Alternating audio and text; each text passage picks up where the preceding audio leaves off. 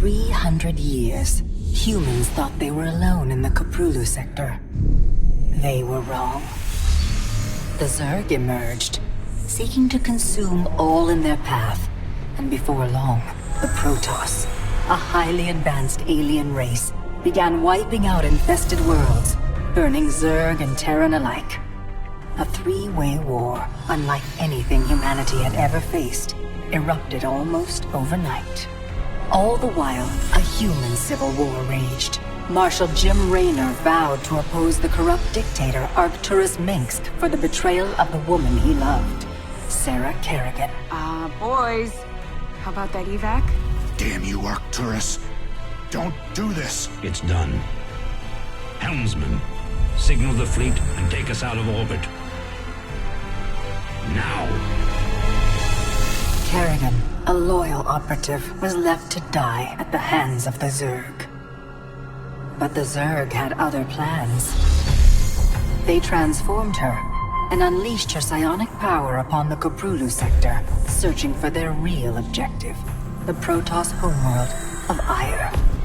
The Protoss were unaware of this danger and slow to respond.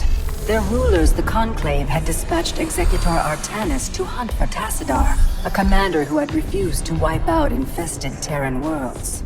They crossed paths with a dark Templar mystic whose kind was considered heretics by the Conclave.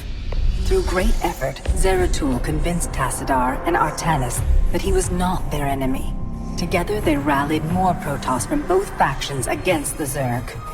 Despite the Conclave's fury, they achieved significant victories against the Swarm. But when Zeratul struck down one of the Overmind Cerebrates, his own mind was left vulnerable. From his thoughts, the Overmind gleaned Aiur's true location, and the Swarm descended upon the Protoss homeworld with all their might and fury. It was Tassadar who kept the Templar from extinction that day. Using the power of both the Templar and the Dark Templar, he sacrificed himself to kill the Overmind.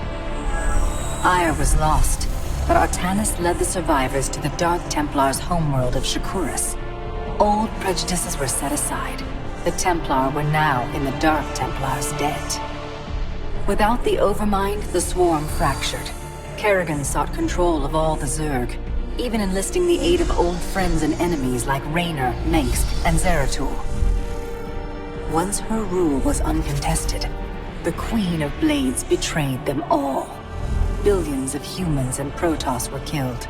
The Zerg stood unchallenged, but to the relief of all, the war seemed to end there. Zeratul suspected the Zerg had fallen under the control of dark forces.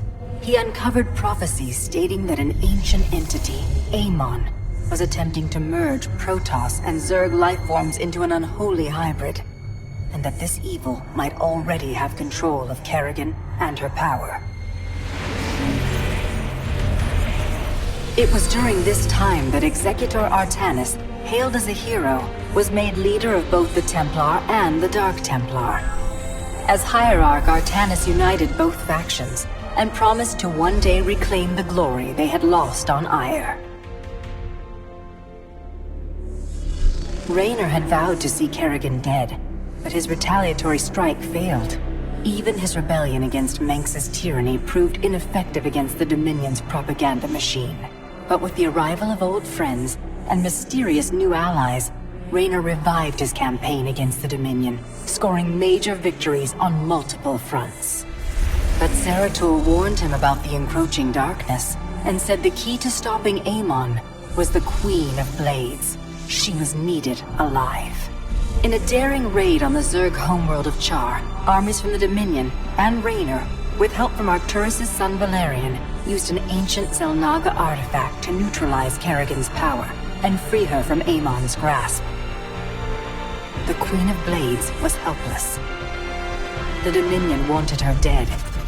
Raynor couldn't allow it.